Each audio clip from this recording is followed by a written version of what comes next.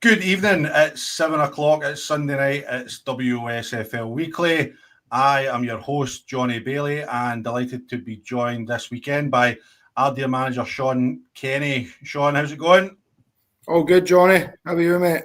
Good, mate. Good. Yep, good. Glad to be back. Second week after been off for one, so I feel like I'm back into the swing of things. How about you? Good result for you yesterday. We'll touch on it more as we go, but you must have been a happy man last night.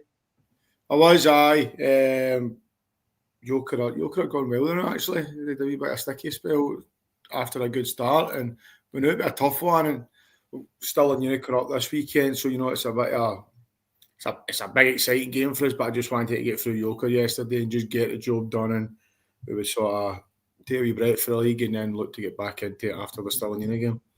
Yep, no, absolutely. Okay, and like I say, we'll come on to more about that and how the season's been going for you guys as a whole. But just before we get started, just a reminder, if you're watching us live, then please get in touch. Any comments, any questions about your team's performances yesterday? We've got loads of manager updates as we do every week with a full league card, Sean, a full league card. Something to talk about, Jonny.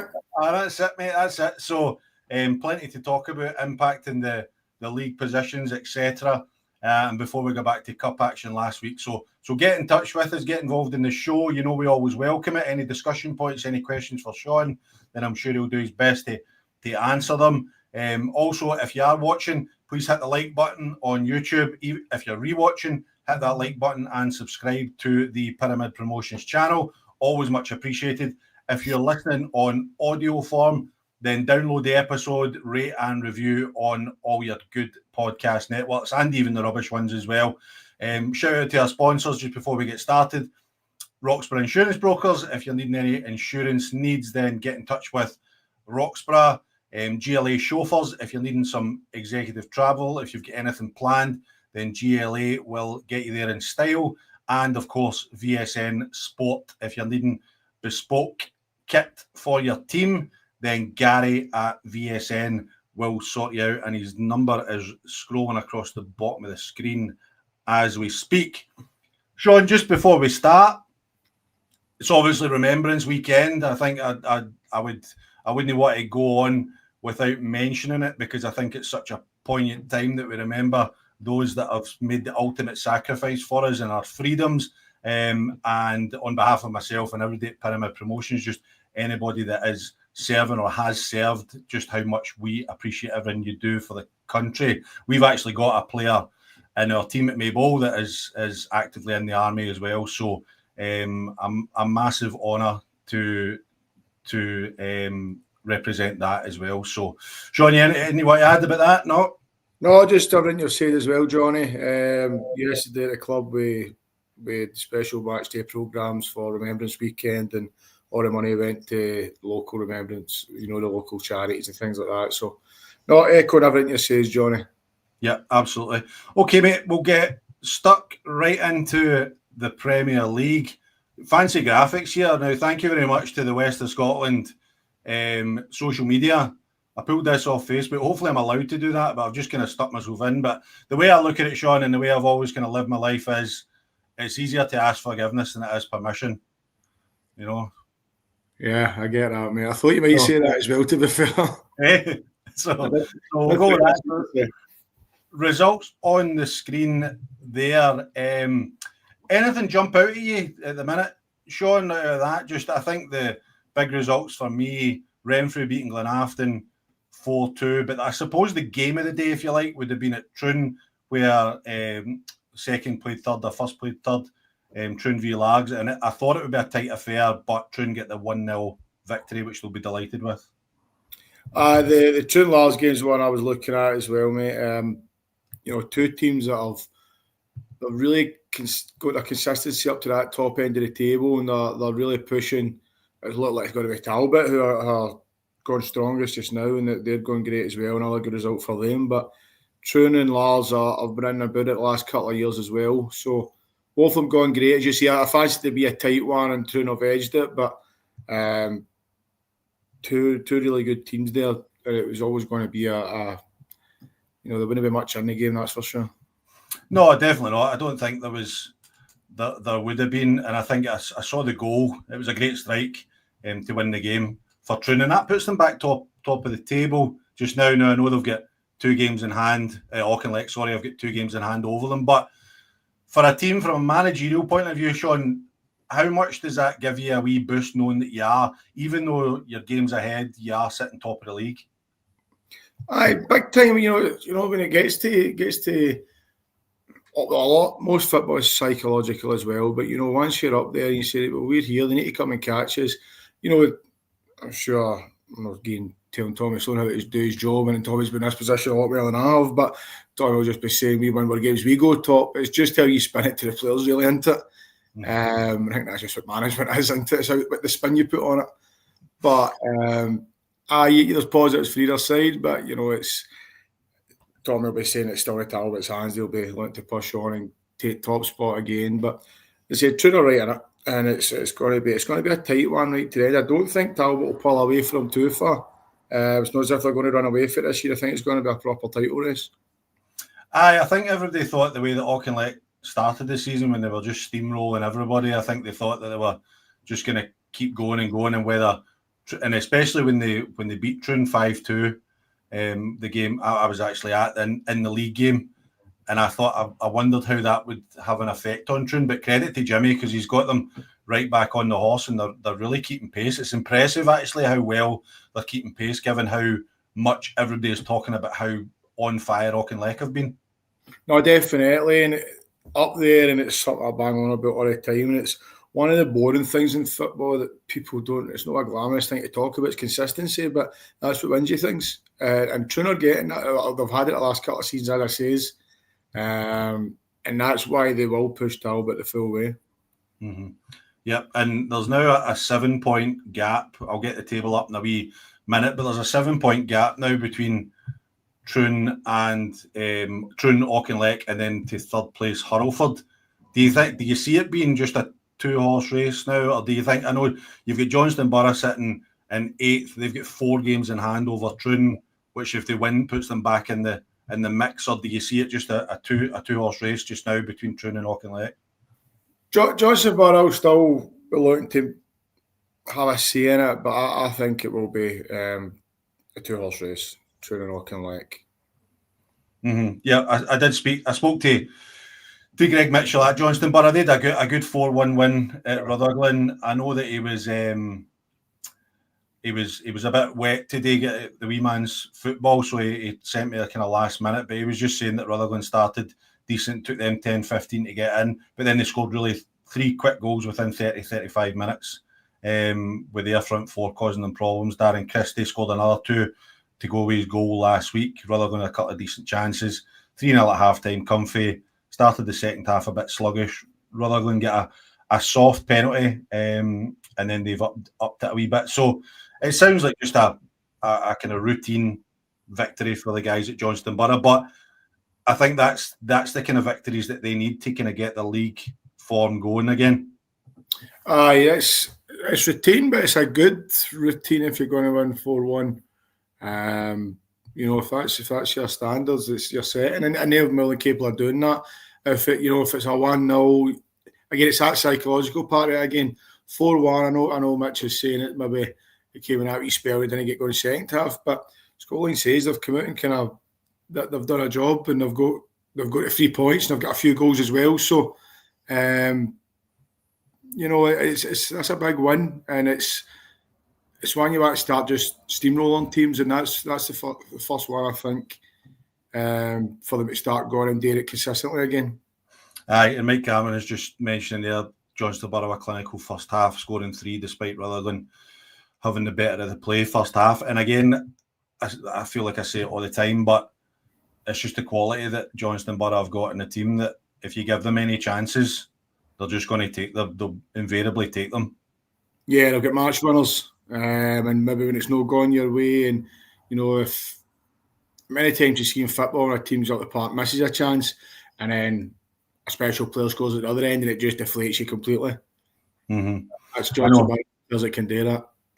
Aye, and you've got to try and keep it as tight and just not give them any leeway. But we got a couple of comments here about the co-winning Auchinleck game. I think Coinnan looked as if they were down and out, managed to get the game back to 3-2, and then Auchinleck managed to make it 4-2 and win fairly comfortable. And I think the cycling chainsaw chat was just mentioned about the cup causing backlog in fixtures. I mean, they're now they're two games behind Troon just now, but Sean, I think we say this seems to happen every year for Auchinleck, doesn't it? Aye, that's the curse of success, mate, isn't it? The reason that the backlog of fixtures is to keep winning games and cups.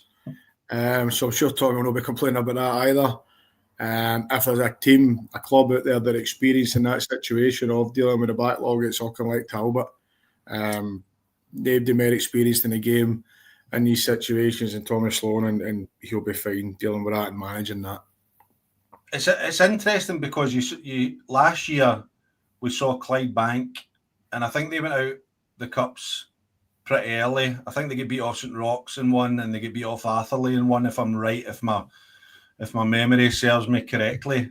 And then they would just went on to steamroll the league. Now, I'm not saying that they wanted to go out the cups and they went out of the cups deliberately, but in a weird kind of way, can that do you a favour? 100%. And, you've got to, again, it's that psychological thing. All of you just put the positives on it, right? Listen, we're just focusing on the league then. But while you're in the cups, you say, right, let's go win everything. It's just that, obviously, you'd rather, the league will be Abdi's priority. And Talbot want a trophy. They don't want to just got promoted. They want to win the league. So that is the priority. That's number one for them. But they'll be looking at winning everything at the end because that's just the DNA looking like Talbot. Yeah. Hurlford having a great season, sitting third in the league, beat Pollock 2-1 at home yesterday. I spoke to Josh Gardner, Pollock coach. He said thought we were good first half, gained a lot of territory and winning second ball. Second half it totally flipped. Hurlford managed to score 2 in what was a good spell. Pollock huffed and puffed, but the equaliser didn't come. Felt they should have at least drawn the game, but disappointing to lose it. And then we've got another wee comment just off the back of that, just saying that Pollock defending for both goals was pretty poor. But so disappointing for Pollock, but Darren Henderson and the boys at Hurlford having a really good season. Darren seems to do this with the Hurlford team. They'll have a right good season and they'll sort of fly under the radar a bit, and then the next season seems to be a wee bit more tricky for them. But they just seem to every couple of seasons they seem to be right up there and really pushing, and you think they're flying again. But he always seems to get the job done with him. He's obviously a top manager. He's been again experienced and a proven winner there as well. But a massive win, and I know what Josh is saying, but sometimes they wins when you're up there, just getting the 3 points, and I'm sure Darren will be delighted with that. And no, that I'm saying he wouldn't be bothered with performance, but it wouldn't be his. It wouldn't be the front of his mind. The 3 points be all that matters to him. Yep. Just touching on, I'll just get the table up here for the guys here so they can see as well. But really good result yesterday. I thought Renfrew beating Glenafton 4-2 at home. Jimmy Quigley was just saying that he was delighted with the result and the performance, a real team effort.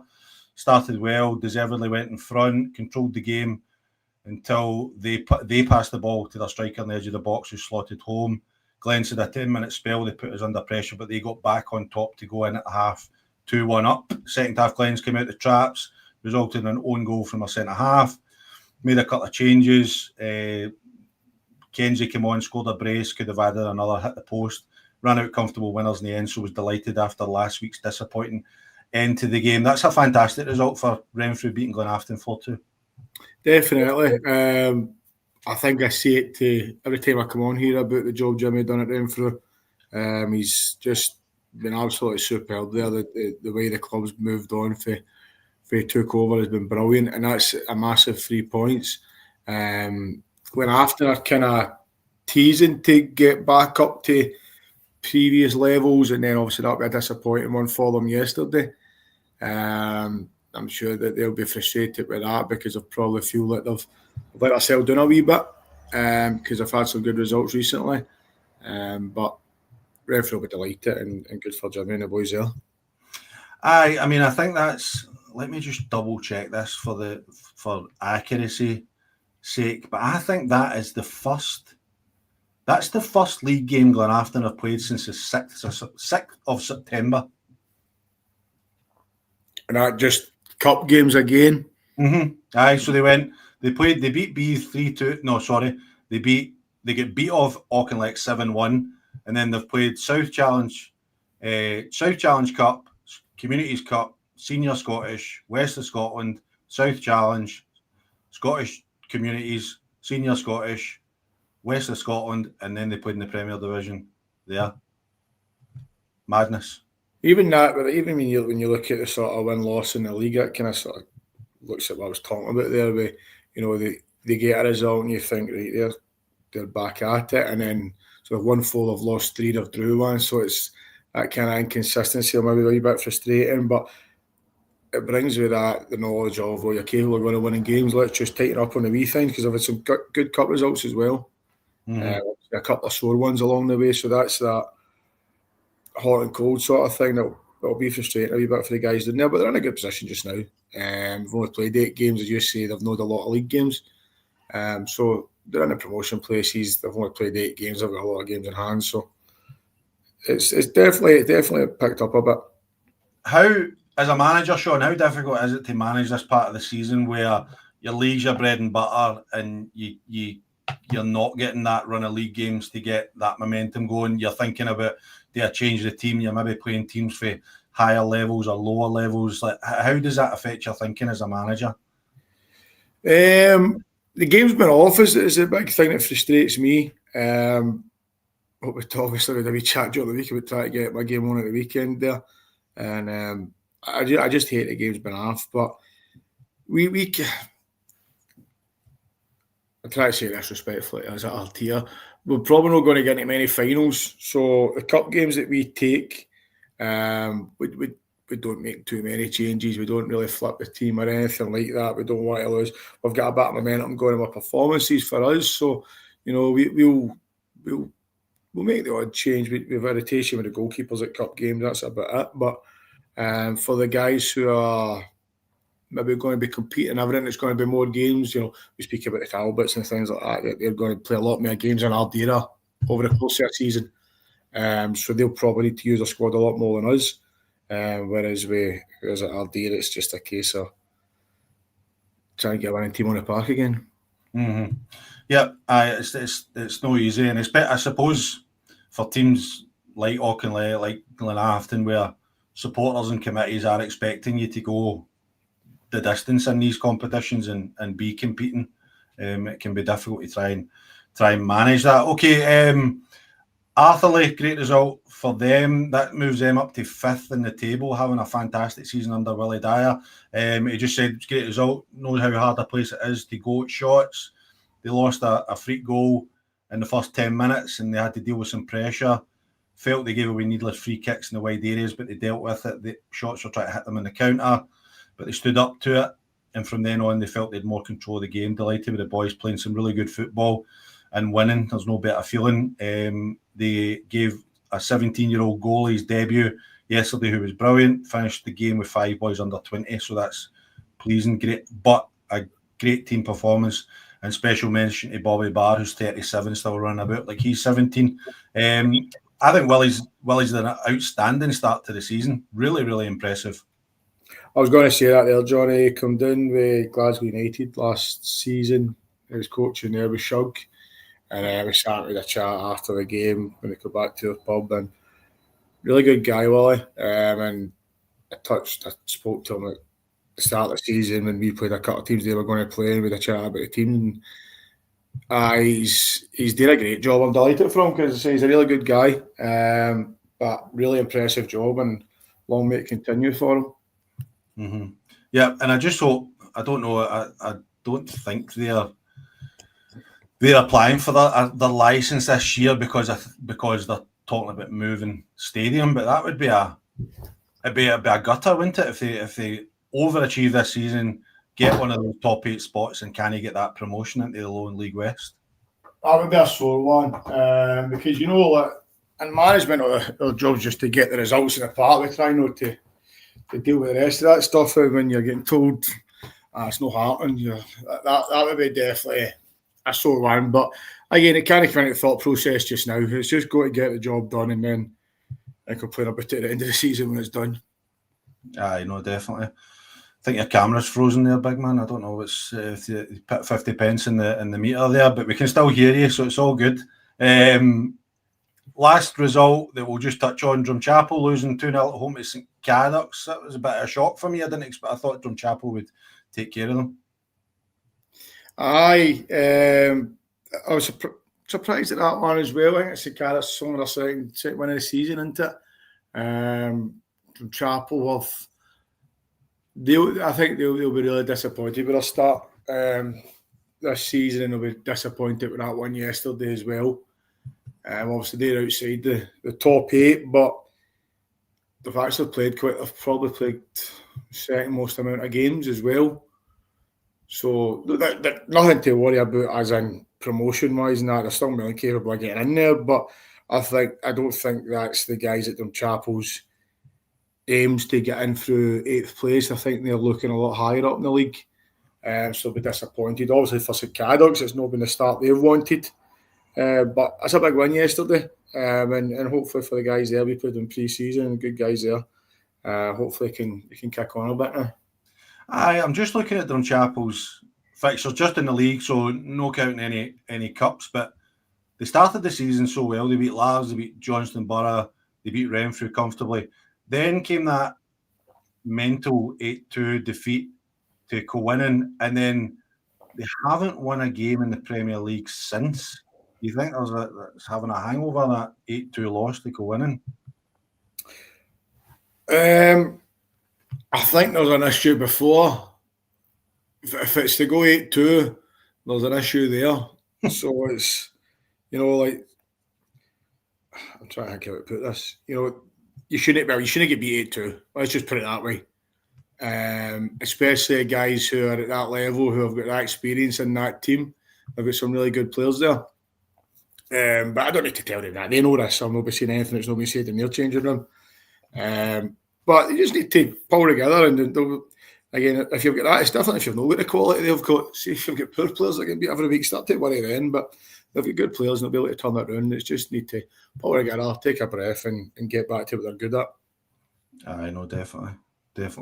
Sean, I'm just going to remove you for the staging and add you again, see if that brings your camera back up, or whether you've just went a black screen, so that's no what that's backfired on me. Can you see? Oh, it's all right. Is that all right? Aye. Can you see everything? You've meant that, Johnny.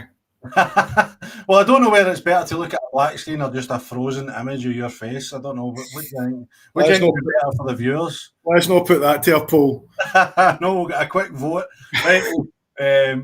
We'll jump into the first division quickly. Straight away, the result at the top. Sean, for me, Ardrossan 1, Rob Roy 5. Great result for John Gibson and the guys at Rob Roy. But Gavin Friels will be extremely disappointed with that result. I was really surprised. Kind of touching on what we spoke about with the 8-2. That's a weird thing to say, but there is ways to lose a game. And they'll be really unhappy that 5-1 at home. I know they wouldn't get beaten the last game before that as well against Yoker in the cup, but they've started the season really, really well. Again, it's one of the ones. Be angry about the last 2 results, but also let's then just take a breath. Look where we are. Let's look to push on again. Just need to dust this one down. I'm sure Gav will be picking the bones out it right now. Mm-hmm. But great one for Rob Roy. A really good one. I know that takes them up to 7th in the league now, so they've really started to put a couple of results together and get up the table, because I think we all thought we'd fancy them to be up there. So that's a really positive result. Arvamedo go top of the table. They're now a point ahead of Gartcairn with a game in hand. So Jamie McKim will be absolutely delighted. They beat Thornleywood 3-1. I did speak to Adam Coakley, the Thornleywood manager. He did use some language that I couldn't possibly repeat on YouTube, but he was just saying that they started slow, lost 2 goals, and then the game kind of died. They had no real excuses, just kind of take it in the chin and move on. So Adam be disappointed, but great for Jamie and Arvamedo to go top of the table. Aye, they're flying. Jamie's really turned the club around. I remember when they appointed them, obviously they're local to us. I know the guys at Ardeer, I know Jamie, and I thought it was a brilliant appointment. I thought it was really, really good, and Jamie's proven that. Jamie's a really, really good manager. Attention to detail, second to none. So all the bases would have been covered for Thornley because they're a good team, Thornleywood as well. Tough team to play against. But aye, brilliant 3 points for Jamie and the guys there. And I just thought they made I know it's an easy one now because I've just went to play, but they're definitely my picks. They were my picks at the start of the season to go win that league. Mm-hmm. Yeah, I think most people that we spoke to would be between them and Gartcairn. And Gartcairn a disappointing 4-1 result for Benburb. Great result for the new management team in at Benburb, but Ryan McStay will be disappointed with that, losing 4-1. It was probably a bad time to get Benburb. I know Gartcairn guys were saying just need to beat them anyway, but you know, it's I've got a new management team and I think a good result in the cup as well. I knew this one as well. So a good start for the guys at Benburb and a really good result yesterday. But I guys at Gartcairn were disappointed with that. But I think it's, you know, that talk about the medal win, Gartcairn losing, Winton losing. I know the Winton were probably just out of the running anyway, but a good day for the medal. Mm-hmm. Yep, and we'll come on to Darvo in a minute, don't worry. But just touching on Muirkirk going to Petershill and winning 3-1. Again, Ross Cusick doing a fantastic job there. That's another great result. I did speak to him. He says he thought they were great yesterday. Everything he asked for. He was just really, really pleased with got everything asked for. First half should have been ahead at the break. Second half, they took a couple of chances and saw out the game comfortably, but outstanding result for them. Again, I don't want to just sound like that guy who just talks about managers all the time, but you need to honestly, that's unbelievable the job that Ross has done into it. He's been brilliant, and again, it's that consistency. People probably look at him and think, well, it went on that bubble burst, but they're just pushing on again. The league table's up there, sitting ninth. They're a point off it. They got a game in hand. More than capable of going again this year. I know. Can you imagine when we started in the old juniors, as it was, to think about Muirkirk in the Premier League? I know, it's crazy. The turnaround at the club. Even we played them a few years back, and they beat us 1-0. But honestly, as I thought Ross was there, but like, football stopped. They won, and I'm not saying that because they won, but honestly, I thought that's why these two clubs were doing here for so long. But the turnaround's superb. And fair play to the Muirkirk. I know they're talking about bringing Ross in, but you know, it's well done to the Muirkirk committee for not just going with all tried and tested and actually going out and finding somebody and, you know, and getting a good manager and showing a bit of faith in it as well, because obviously he's come in and brought a lot of young boys there, and it's really working for them.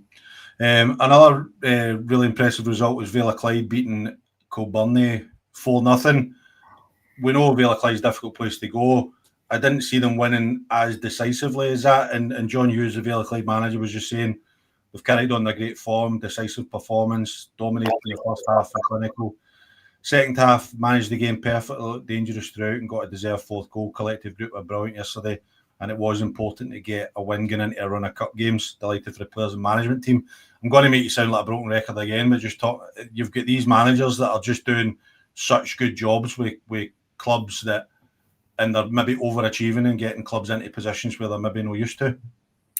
Well, I'm a Tollcross boy, so I always look out for the Vale's results and things like that. And so I watch the highlights and things like that. But with Jonny, I'm going to broken record stuff here, but what I would say about John is when you see him speaking and you watch things that he's on, obviously he's been on with yourself, he seems like the kind of guy you'd want to play for as well. And they seem like a really tight group up at the Vale. So, again, another one where they're going to have that. People won't want to go to Fullerton Park and play. They'll pick up points at home all the time. If they pick up enough away points, then they could easily finish the top 8 as well. I know they're in there just now, so obviously that's a bit of an obvious thing to say, but I'm talking about creating that consistency over the winter period. They'll thrive on that. Bringing people to back. I know you look at the teams that are down the bottom. We spoke about this last week with PG when we were on about the teams underneath them changing managers, and Whitlets have done that. They've just appointed Brian Reid, but losing 4-2 home to Neilson. Great result for Neilson. All credit in the world to Andy Whiteford and the boys at Neilson, sitting fourth in the league. Whitlets, I saw they had Sam McCloskey in the team. I saw they had Ben Black on the bench. I think there's maybe another couple coming in. There's a couple going out. I expected that to happen, Sean. I don't know if you did as well, but I still think they need to do something about the back door, because that's another 4 goals yesterday. Yeah, I think it's the new management team, the experience that they've got. It wouldn't have been a case of come in and just make do with what you've got there. It would have been they were coming in to really shake things up, I think. Mm-hmm. And obviously the 2 boys come in for Troon already, and then looking to build on that, as you say.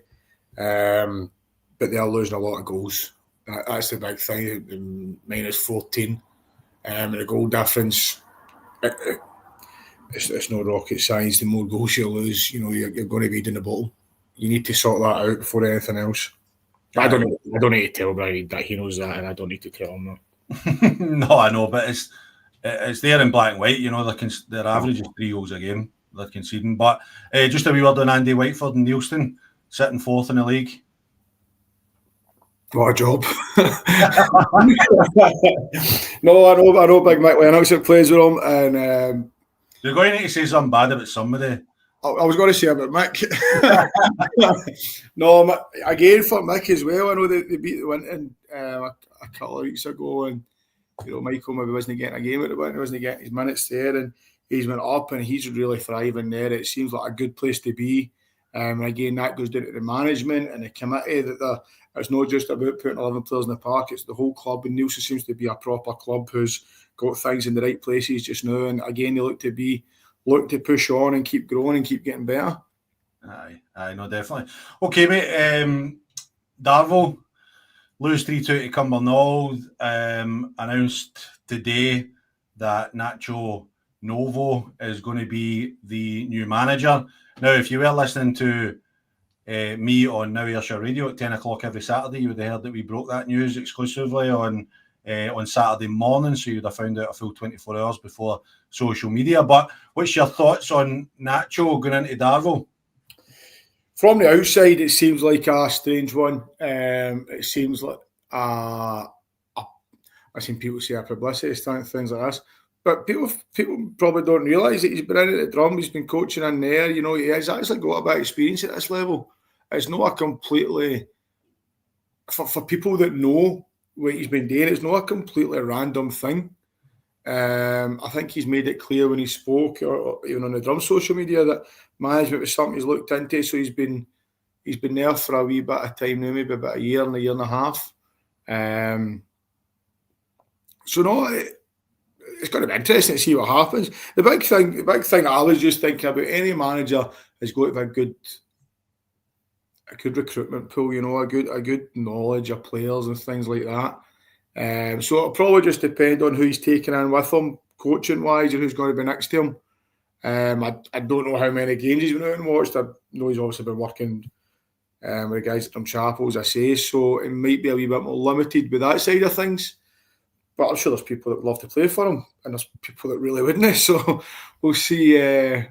We'll just need to wait and see how it goes. But I don't think it's this crazy one that people, as I say, the publicity stuff. I think that could be a wee bit unfair. He has got a bit of experience. Listen, he's got experience at a far higher level, but he's got a bit of knowledge about this level as well. So we'll just need to wait and see. I'm sure Darvel have gained a few fans and lost a few fans in the last 6 hours. So, we'll just need to wait and see how that one goes.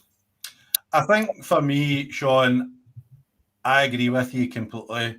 I just hope that they've appointed them for the right reasons, if that makes sense. 100%. Because I get the impression reading like the social media stuff, the Darvel social media stuff, that they're really loving it. They're really enjoying this publicity that they're getting, right? And that's fine. that's fine. I totally get it. You want to increase your profile of your club, etc., etc. But as you said, I just hope they've appointed him for the right reasons. And listen, they've done as far as I know, they've done interviews. He's applied for the job. He's obviously got the experience with Drumchapel, so fair play to him. And I wish him all the best of luck, because I think if he can do well, it then hopefully increases the profile of the whole level, not just Darvel. And I think if you look at it as well, Darvel are 5 points off the promotion places with a game in hand. It's not as if they're cut adrift at the bottom there. So, there's good players at Darvel. There really is. So, it's one that it's going to be interesting to see how it goes. But as long as it's a football decision, because I know obviously there's no relegation or anything like that, but it can still set you back if it's just a publicity stunt. I'm hoping it's not as well as you say. I'm hoping it is for the footballing reasons, and if it is for the footballing reasons, he's got far more experience at a higher level than I've got, and he's got a bad experience at this level. So we'll just need to wait and see. Yeah, and if he wants to come on and talk to us, then he's more than welcome. So buena suerte to Nacho Novo and his new position at Darvel. Okay, mate, we'll jump into the second division. We'll just look at the results. Now, might as well start with Maybole Bellshill, which I was obviously at. I was really impressed with Bellshill. I think they're a big, strong, physical team with real quality in the final third.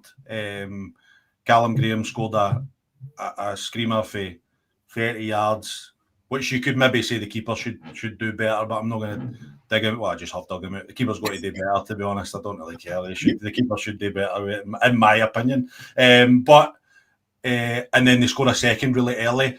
And then Maybole kind of come into the game a wee bit and do okay. We competed really well. We had a few chances. I think they just had... They could see the difference in quality that they had in the final third. Does that make sense? I think it's back to what we spoke about earlier. The Johnson Borough, they sort of... Maybe a bit of frustration for you guys, and their match winners have went and done that. Speaking about Callum Graham, Callum's a smashing player. We actually let him score the fastest ever hat-trick for Clydebank at Ardeer. I've watched Callum played in the Church League, and I seen him come through at Ashfield and the goals that he scored. And he's somebody that I really admire as a striker. I think he's a top striker. And Bellshill, we played them in the last season, I think it was, pre-season. Just with change management, it might be a season and a half, by the way. Just with change management, and they were really good. I was really impressed with the guys that are brilliant. The committee at Bellshill were top drawer as well. We're trying to do things quite similar to what they're doing with our clubhouse and things like that, and they've been brilliant for a bit of advice in that. So it's a club I like to see do well, Bellshill. Mm-hmm. Yeah, listen, they did a good following with them as well. Yes, yeah. Which was really good for us, get a wee turn and stuff. But and then, like you say, good committee. It was good to meet Johnny Fallon in person. But I think from Maybole point of view, from our point of view, I think at the start of the season, that's probably a game with Bellshill scoring 2 early doors. That's a game we would, at the start of the season, we would maybe have lost 3 or 4-0 or 5-0. So the fact that we've came on and battled and could maybe have snuck a point is positive things for George to take away. Well, again, I don't need to tell you guys who's no better than them, Dave, but there definitely has been a turnaround at the club. And it comes to things like that. The turnaround doesn't mean that you beat 2-0 the week last week and then you go on 6-0 this week. That's not what it is. It's coming for, it's the wee things that you say, like staying in games where you would have fell out them, because we're going through the experience at Ardeer as well. And there's games that we're maybe winning now that we would have lost, or last season we're maybe you're getting closer to teams, all that sort of thing. So that's how you see the turnaround. Because if it's just a defeat last week or we win this week and we're getting beat next week, then that's the change that frustrates the life out of you as a manager and a management team. It's you can look at that, Johnny, and I know George will as well, and take the positives from that. That game didn't run away for you. And obviously, you've flung Andy under the bus for the goal as well. So if it wasn't, do you know the best bit about it is, well, I'm not going to see him this week because we're no training. We've got a friendly on Tuesday night, so I'm not even going to see him. So, but he knows I love him. Really, it's just he knows I'll always be honest. Honesty honesty is sometimes my downfall, Sean. I don't think it can be, mate. Well, you know why? What it is, it's why I'm not a manager, and I leave it to George. Boys tell you they want honesty, Johnny, but see if you were honest with some of them, they wouldn't play football ever again. I know. So, listen, the boys know they'll get an honest opinion from me. But no, Andy's been great the last couple of weeks, so I know I'm backtracking a wee bit, but he has been brilliant. But no, he's a good goalie, Andy. I actually tried to sign him, and just before he went to Luger, George got him in at Luger, and I was trying to say him then. He has a good goalie. I think he's still got one of my training tips, actually. I'll see if I can get it back off him. But no, but he has a good goal and he's done great for us this year. But I felt he could have done better. You'll maybe see the highlights online. You can text me and let me know what you think. Threave try to keep pace with Bellshill at the top of the table, beating Greenock 6-1. Again, it's a result that I'm not surprised that Threave won at home to Greenock, but the margin of victory is impressive. Especially the way Greenock are going now. Greenock are flying. And it's a massive. Again, we've come through the leagues with Threave and Greenock, so I know when they've played each other. I think Greenock gave them a doing last year. Up at Greenock, so a wee bit of payback there. Also, might be the other way, but I'm sure it's a wee bit of payback there for Threave. But it's two teams that again have come through. I say we come through them. They left us. They got promoted. We didn't. So. But two good teams, two good management teams. Again, there's me growing that again. Their teams are more than capable of going again as well. Their teams will be pushing up the top end of the league, I would imagine, at the end of the year. I mean, it still leaves, as you can see in the table there, still leaves Greenock in fourth and moves Threave up to second. But it's quite a gap now between second and third developing. It looks a bit like the Premier Division where you could be looking at a straight fight. Although Les Mahago sitting in third, 2 games in hand. They had a disappointing result yesterday, losing at home to Kilsyth Rangers, losing their unbeaten run. I did speak to Daryl Meikle, sent me a voice note saying how disappointed he was, and they didn't have the best preparation because he was unwell due to, I think he got his appendix out, so I hope he's doing well. You're doing well, Daryl. And also spoke to Gavin Mackey for Kilsyth, who just said he was delighted against a really strong team. You can see why they've not been beaten. It was an open game, plenty of chances. They managed to take ours, which is the difference. But for Kilsyth, it's a really great result. Les Mahago will be disappointed to lose that unbeaten run, but they'll need to just kind of brush it off and get going again next week. Well, hopefully they don't. We're up there in a couple of weeks. So.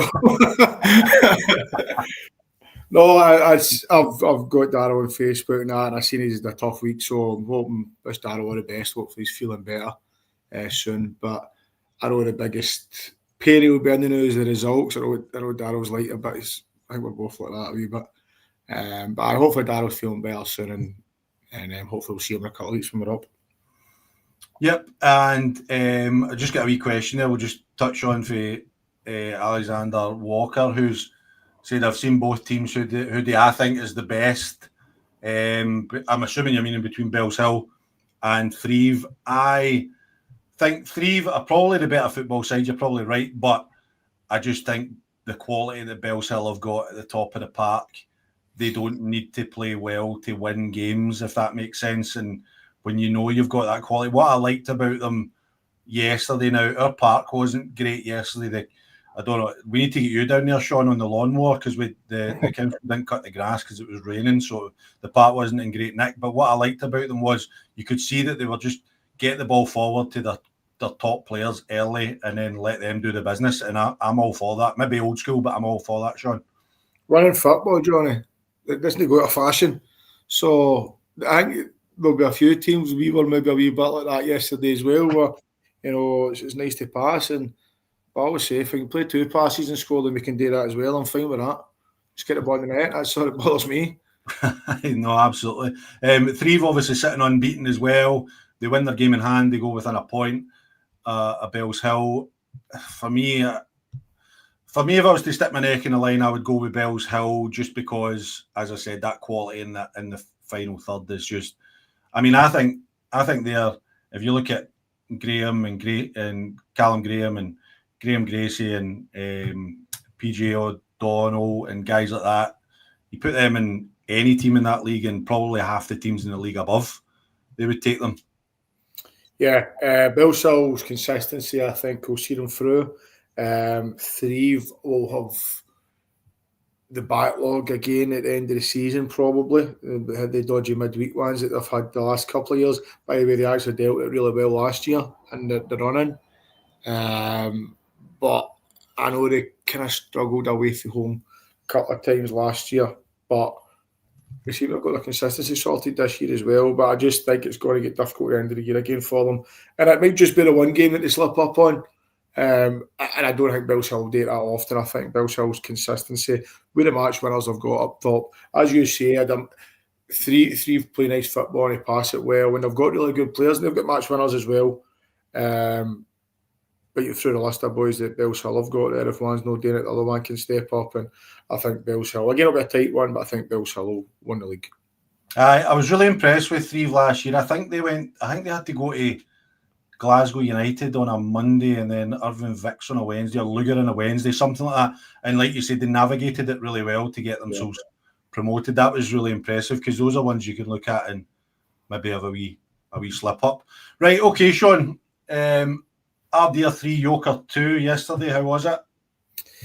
It was kind of what you touched on there with Billshill. We knew that. Obviously, I spoke to you about the part this week. It wasn't good in one half.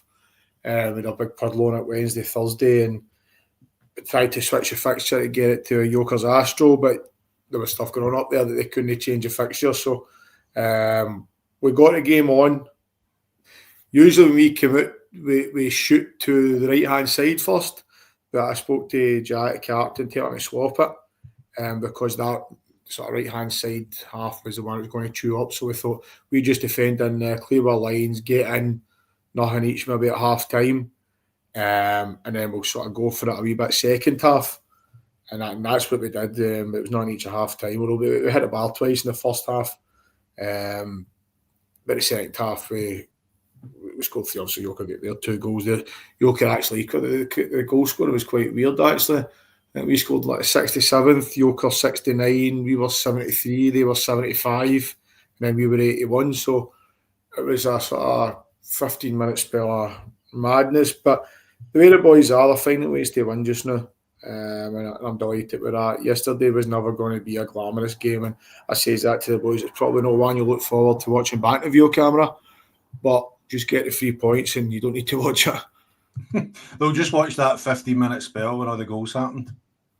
They'll probably not even do that. They'll probably just watch the ones they scored and that's it. I know. But it's a good result. How are you feeling about the season overall so far? No, really happy, mate. Think things are going well. The boys, like we were touching on with you guys at Mayball, it's the wee things when you turn the corner. I mean, the last 6 games or something, there's been setbacks in every one. Glenrothes, we got down to 10 men, we beat them 3-1. Dorai were doing 3-1. The previous years, Dorai would have won that 5 or 6-1. We end up coming back winning 4-3. The Port, we go down a goal early doors, then we're up 3-1. So the boys are just, they don't know when they're beat just now, and that's really good. That's a really positive thing they've got. And they work really, really hard. I'm delighted with them. It's a really good group. We even just the whole club just now is really good. We had the Halloween night last Saturday night, and I have them every year with whatever club I'm at, and even just we things last Saturday was the best one we've had. It was just a really good night, and it was just like sort of the players and the partners and the committee and all that sort of thing, and it was just a really good night, and it's just what the club needed at the time. So everything's going well so far, but you know where I'm going with this, don't you? What were you dressed up as? I was dressed up as I was a sheikh. I dyed my beard. I knew you fine. I just wanted to see how you're going to word it. Aye, thanks for that.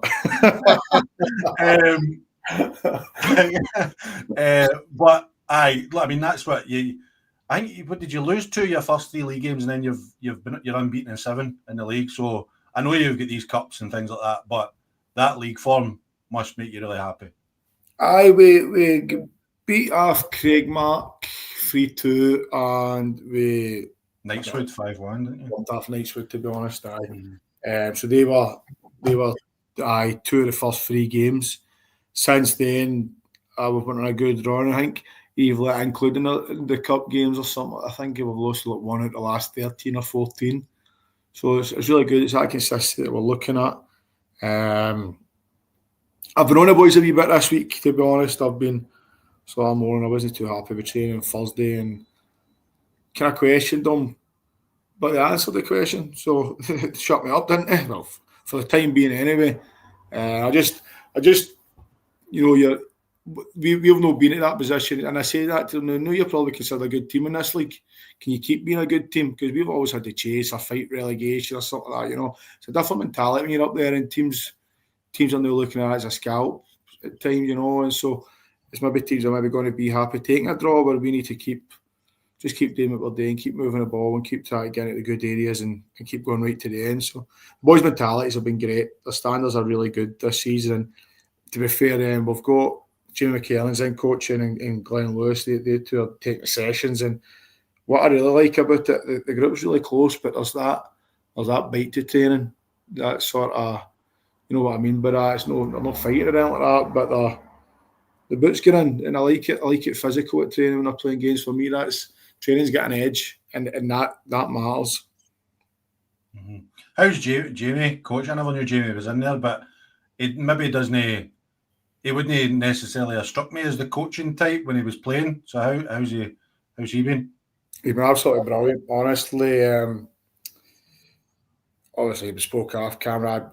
I wasn't well at the start of the season or the early part of the season, so I was taking all the sessions. Things now I'm taking a step back, and Jamie and Glenn take the sessions, and they say they're really good. I'm a control freak. We've had this chat before, so I wouldn't leave it to somebody who I didn't have 100% belief in. Jamie's come in, and I've known Jamie. Jamie was my sister class at primary school, so I've known Jamie for 30 years.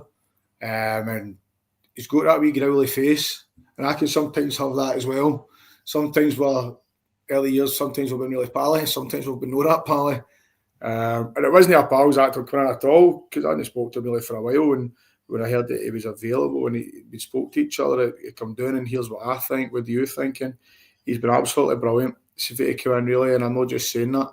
He's made such a big impact on it. And I keep saying he's good with his one-liners and all. One of the boys was saying to him, and I like this about him, one of the boys was saying to him, he's still young, so how get the boots back on and come and play? Mate, I don't name the boy, Callum Wardrobe it was. Callum said to him, well, me and you'll play centre mid. And Jambo says to him, Callum, if I do 2 training sessions, I'm back playing the Premier, Paul. So now he's been a big help for me. Him and Glenn, and the goalie coaches Dylan and Momo as well. They've been brilliant for me. Aye. No, and listen, he probably would still be able to play in the Premier League if he got himself in decent nick. Okay, obviously that puts you with it. Listen, I think this division, you'll know yourself, obviously, but how tight it is, and it's really, really exciting. It's definitely, I feel, the most exciting division that we've got in the region just now. And Dalry sitting top of the league, good 2-1 win away to Finnart yesterday. Chris Wilson, the Dalry manager, was just saying they started well. They weathered an early storm, scored 2 great goals from set plays, and then they got a man sent off. Should have put the game to bed, but bad decision making. Felt they were in control. Can't recall the Dalry's goalie making a save. Lost a soft goal in 90 minutes and makes the last few bits a bit nervy, but managed it well. Going really well, Dalry. Aye, they're doing really. And again, it's that sort of. I think they had the same issues we probably had last year. Us at Dalry seem to be neck and neck every season with whatever we're doing, but they've found that consistency as well. Obviously, the game at Urbit, they were up 3-1. We were up 1-0. They were up 3-1. We ended up winning 4-3. I don't think there's much between us, to be honest. The league's obviously shown that, and it has over the last 3 or 4 seasons. Chris is my pal, but he is a good manager as well, and he's again, the job he's done at Dalry and pushing him up, and I'm not trying to tout him for anything, but Chris will be in the higher leagues, definitely.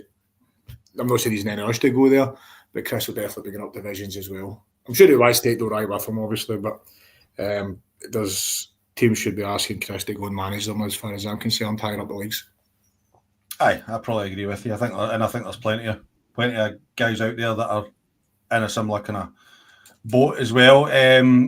Craig Martin, our team that obviously beat you at the start of the season, beating Kello 2-1, again puts them within touching distance of Dalry, again having a good season, looking good for one of those, well, should be nailed on for one of those top 8 spots now, but looking at the league title probably.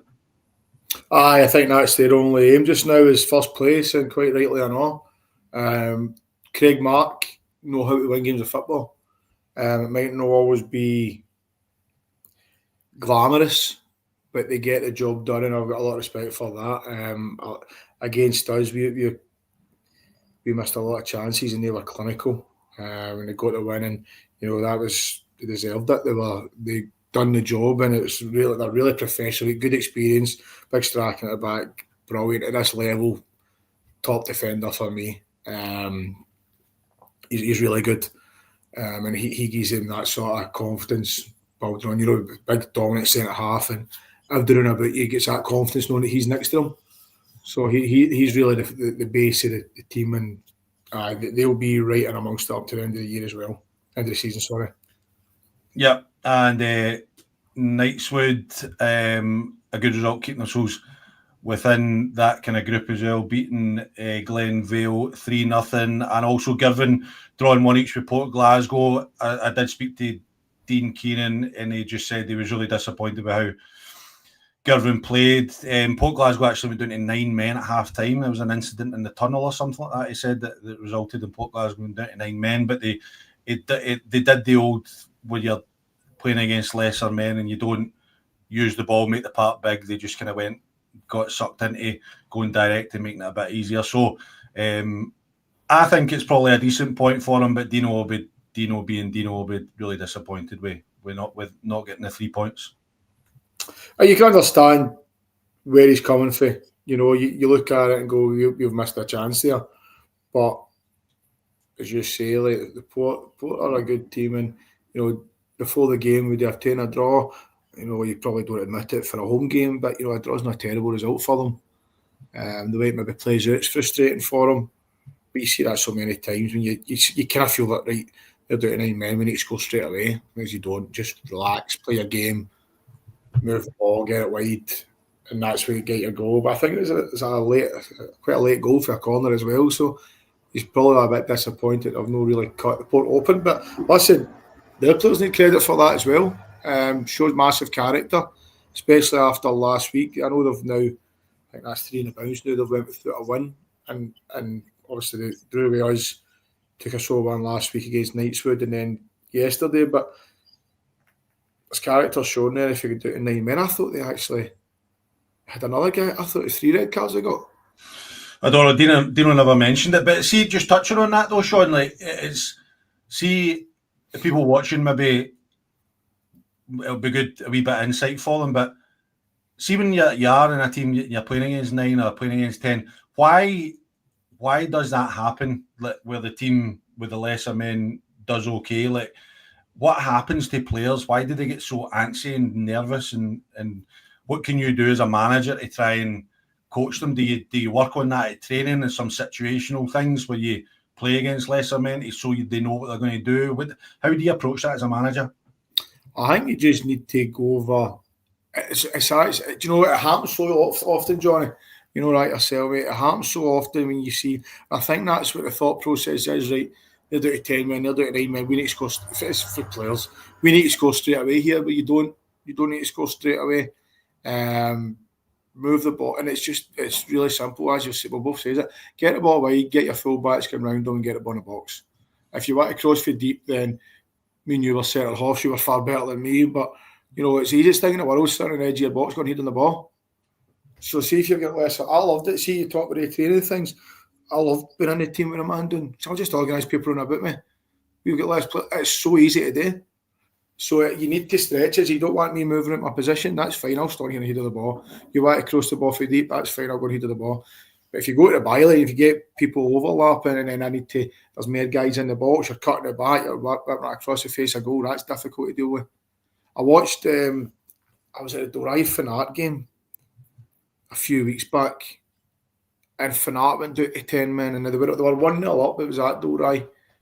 In fact, it was the week before we played Dalry, and it kind of happened. I was really surprised that Dalry were doing exactly that. They were it just felt as if they thought they had to score straight away, and I was with a couple of boys and I says Fanat will score the next goal. I think end up Fanat did, they went up, scored a second, but it just became kind of panic stations for the team with the extra player, when obviously it shouldn't be like that. Mm-hmm. I know, and you know yourself, if you do attack v defence at training, or even in possession games, and you do like 9v4 or something like that, like the 9 very rarely scores, you know, if you're doing attack v defence. So I think it's funny when you look at teams going down to 10 men. I always say to boys in the training room, like, think about training whenever we do these overload drills. The defending team normally always wins. Right. 100%. And it's just that sort of, you can't get frustrated. You need to just keep patient, keep plugging away, keep going at it, know what you're meant to do. And win after not will come. But if you're going to get frustrated and just try and score straight away, and then you're going to end up getting done in the break. Mm-hmm. Yep. Good game for the neutrals. Glasgow Uni beating Glasgow United 5-3. James McCauley, the Glasgow Uni manager, says they scored 2 goals within 10 minutes. They were comfortable during the whole half, controlled possession. Then they got one back for a set piece, but then they went and got a third soon after. Second half more scrappy, but they were comfortable. Criticism was that they weren't relentless enough, should have scored more and not conceding silly goals. Maybe made 4 mistakes the whole day and they were punished by the likes of Templeton and Goodwillie. All in all, very positive day. Excellent to see Neil Blake, 18-year-old striker, bag another 2 goals, which he seems to do every game. Certainly one to watch. Now, he did say, Sean, the very first, at the start of his message, he says he set out a game plan for the boys that's quite a change to what they normally did. And I did ask him what that was, but he said he wasn't going to tell me because they play you in a couple of weeks. Ask him again. Just tell him to tell us. I've got to say, well, my cousin plays for Shuttleson, but he'll not tell me either. I'll phone David Templeton. No, there's no other one. I'll phone David and ask him, but I doubt I'll get an answer. But a good result for them, for the Uni. See, honestly, as well, they have got a lot of games in hand. They won the 3 games in hand to go above Dalry. They're right in amongst it because they started excellent, and then they took, I think Dalry scudded them, didn't they? And it was it 8-1, 6-1, something like that. It was a real slow game. Yep. It just came out of the blue because they were flying, and then they have lost a couple since that. But they're capable of going top of the league with their 3 games in hand, definitely. Yeah, it seemed to be that they were going really well, but when they lost, they seemed to lose big, if that makes sense. And just a final wee thing, just congratulations to Luger getting their first win of the season against St Anthony's. It's been a long time coming, but good for them to get their first win. Aye, definitely. Delighted for them. You've got to give the guys down there an awful lot of credit because it's easy just to give people stick. It's a big job, obviously. And George has moved on. The relationship George had with his players, that it's just natural. A lot of players want to play for him. And guys like George and myself, we're no, I say to boys and George, but I say to guys at Luger, no disrespect to anybody else. We're not signing players because we believe, right, this is your level. We believe that we can take these on and make these better and go to the next level. So that's all that's happening. It's left a big job for the guys that have come in at Luger to try and bring players in and fair dues to them because they've got to win yesterday, and it's been a long time coming, but that must have felt so good for them, didn't it? So credit to them, and I hope they enjoyed their Saturday night. Aye, I'm sure they did. And like you said, they've got a lot of affection for Luger after my time there, so pleased to see them getting the result. Okay, we'll jump into the 4th division. Result of the day for me, Saltcoats beating Carluke 2-1. That comes off the back of beating Irvine Vicks a couple of weeks ago as well. So Stevie seems to be getting them going in the right direction. Yeah, it's a tough job for Stevie at Saltcoats Vicks. He's obviously been there and he's kind of done a circuit about here with all the clubs, but they seem to have turned the corner. That's 2 of the sort of toughest teams in that league that they've went and beat. We've played Killuck this season, and Killuck are a really good team. It's actually since we played them, I was looking at last night. I was talking about it. I think we were the first to beat them this year, and they've no bounced back yet at all. You started the rot. I don't take the blame for it. So I don't think many people from Saltcoats will thank us for it. They'll take the credit themselves, obviously. But that's really surprising for me because Killuck are really good. They're a good team, and listen, they will shake it off. I'm saying that, by the way. In that time, I've also played the Talbot. I've played Gretna.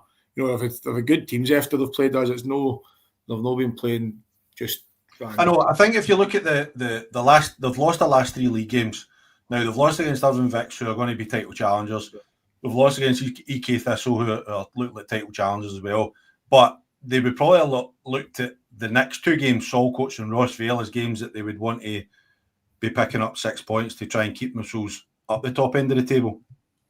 I got to Campbell Park yesterday for them. I'd actually, as I keep saying, get back to it. We thought it might have been off as a chance of an off. I'd messaged Stevie and asked if they wanted to have a sort of.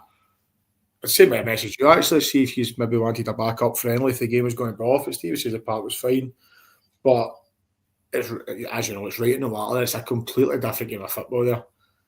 So I don't know if maybe that's played into it, but I don't want to take too much with Saltcoats as if that's the only way they get the win. At the top end of the park for Saltcoats, I've got a couple of, again, for that, a couple of match winners. So I don't know who got the goals yesterday, but it's a massive, massive win for them. So fair play to them, and again, following up from their win against Irvine Vics and all. I think we all kind of fancy Saltcoats to have a decent season this year, just with that continuity, and it hadn't quite clicked for them. But the last couple of results in the league are certainly looking as if things are going in the right direction. Irvine Vics closing in at the top of the table, beating BSC. Barry McCoggan just for BSC had messaged me saying that they were Irvine Vics had better the game. Does he have to go in 1-1? They drew level, and then they lost a silly goal in the second half. Battled all the way to the end. Irvine Vics keeper made 3 good saves, and Irvine Vics had a goal chopped off that looked soft. But best performance of the season and nothing to show for it. Happens so often. We played BSC in pre-season, and I was really, really impressed with them. I know it's a completely new team. I spoke to Barry, and he was telling us about the job that was going on there, and they'd actually says to us about because it was so early for them. Maybe one of the updates, like live updates sort of thing, because they just weren't sure how it was going to go. I think they went 1 up, so we ended up with 1 like 3-1 or something. But it was a really tough game. It was they were really, really good. I was really impressed with them. But I've got to give Ben credit and the guys at Irvine Vics, because when you're in that race and you have a setback like they did last week, that's defeat against Saltcoats would have hurt them. But that's the way you answer it. Go and win your next game. Doesn't matter how you get there. Go and win the next one. Aye, and you're looking at top 6 all in that league, separated by 5 points. So I think you could look at any of those teams being up there, and maybe even a couple below coming up to challenges. And one of those teams, Vale leaving, drawing 3-3 with St Peters. Kenny Henderson had messaged. I actually messaged him after seeing his video. I don't know, did you see him sprinting down the line yesterday? No. I think a sprint's a bit generous, to be honest. I see that. No, fair play to Kenny. It's a good result against Vale even. He said they came out the blocks and went 1-0 up in minutes, looked dangerous every time they went forward. Then they get the St Peters go down to 10 men. Vale even also got a man sent off, so it was 10 each. Then Vale even took control. And St Peters done a smash and grab to get a point, but going down twice so late in the game and fighting back to equalise twice, it shows how far the boys have came. Fantastic spirit and character to hang in there. Sounds like one of those ones, Sean, where a point feels like a win. And I think that Kenny's touched on there. I know I heard Kenny was on with you, and it was at the start that they wanted. They did a few things that weren't just happening for them with missing players. Like we spoke about you guys at Maybole, we was at Ardeer for maybe previous seasons. These things are turning points. You know, you can gauge that. Like we wouldn't have got that last year. we wouldn't have got that 6 games ago. We'll even would have went on and won that. So Peters wouldn't have got that point back. So we should be delighted with it because it's far more than just the point that Kenny will be thinking about. It's to say, right, no, look what you've done. You've got this in yous to fight back, not to give in, to come to a good team and keep fighting and going to the end. So psychologically, again, go back to that. It's a massive point for them. Mm-hmm. Yeah, no, I think so, and I think it's going to be a. I think it looked at the start of the season as if Carluke were going to run away with it a wee bit, but it looks as if everybody's kind of tightened up and come back to the pack. And similar to the third division, it looks as if it's going to be an exciting race to the end of the season. Aye, definitely. I mean, even just looking at it, because also the Saltcoat's been just next to us. The last 2 wins now, if they win a game and handed a point off the top 8, it's really, really tight. And a couple of wins can do anything for you. Wishaw with a managerial change, the signings they're bringing in, you wouldn't put it by them going and putting a few wins together.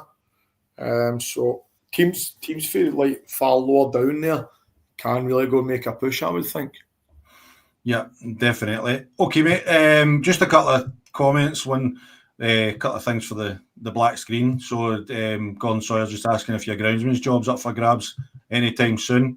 I still love that picture of you in that tractor. Honestly, that's one of my favourites for the season. It was him that taken it. He sticks me up. He's trying to get wide with me. Tell him to stay off that lawnmower. He's not allowed on it. I think what it does though, I don't think people understand just how much managers do at this level. Aye, we're not right. I think. I know. No, it's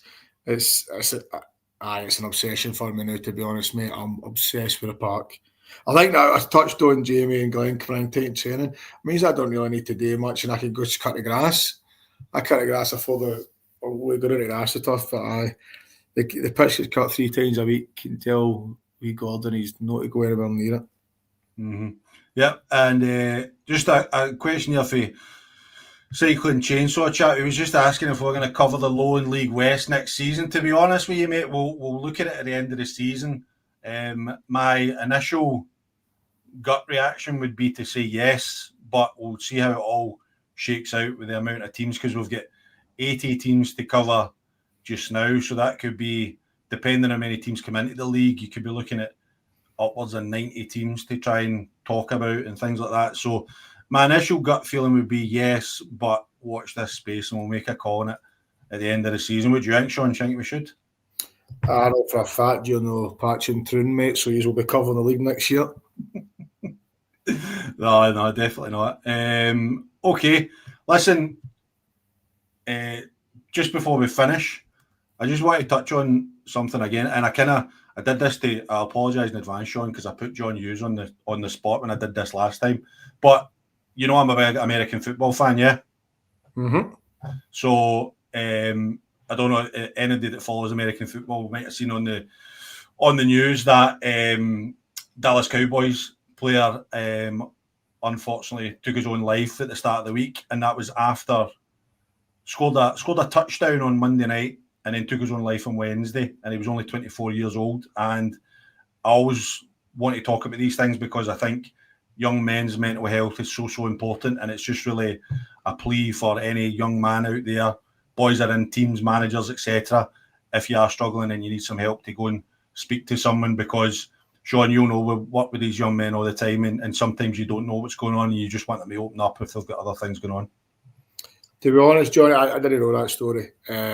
But to be honest, it's one of the things that worries me more than anything. I think probably all clubs with, the amount of young guys that we deal with, we've maybe had stories of people struggling and know people that struggled. We've got our own stories, and I've got my own things with players that I've had. Obviously, I'll not go into. It's just we just want to help you. That's all it is. Please just speak. Honestly, it's the thought of that happening is just it terrifies me, to be honest, mate. Yeah, no, definitely. So if you are watching this and you are struggling, then please get in touch with somebody, speak to somebody, and hopefully things can improve for you. Okay, mate, listen, thanks very much for joining. You're your black screen has been very welcome. So thanks very much for joining us this Sunday night and sparing the viewers an hour of having to look at your face. No problem, mate. Switch the lights on now. I thought you were going to come back on in your fancy dress costume for Halloween. That's what I was looking for. I don't even know what half of that is, mate. It was a bit of a late night. Oh, is it? Right. Okay, good. But no, listen, thanks for giving up your Sunday night. Really appreciate it as always. Great to talk to you. Great conversation. And I wish you all the best for the rest of the season. Cheers, Johnny. Thanks for having me, mate. No bother. And 158 goals in 37 games. So average is back up over 4 goals a game, 4.2 goals a game across the West of Scotland Football League. So if you are looking for value for money, then please dig out a tenner. Go and visit your local West of Scotland Football League team and support them, because I'm sure they'll appreciate it. Just a reminder of our sponsors: Roxburgh Insurance Brokers, GLA Chauffeurs, and VSN Sport. And don't forget, you can catch me on Now Ayrshire Radio at 10 a.m. every Saturday, where we cover the West of Scotland Football League for the first hour of the show. So it'd be great to have your company there. Okay, until next Sunday at 7 p.m, where I'll be joined again by PG. So hopefully you can join us then. Take care of yourselves and each other. Cheers.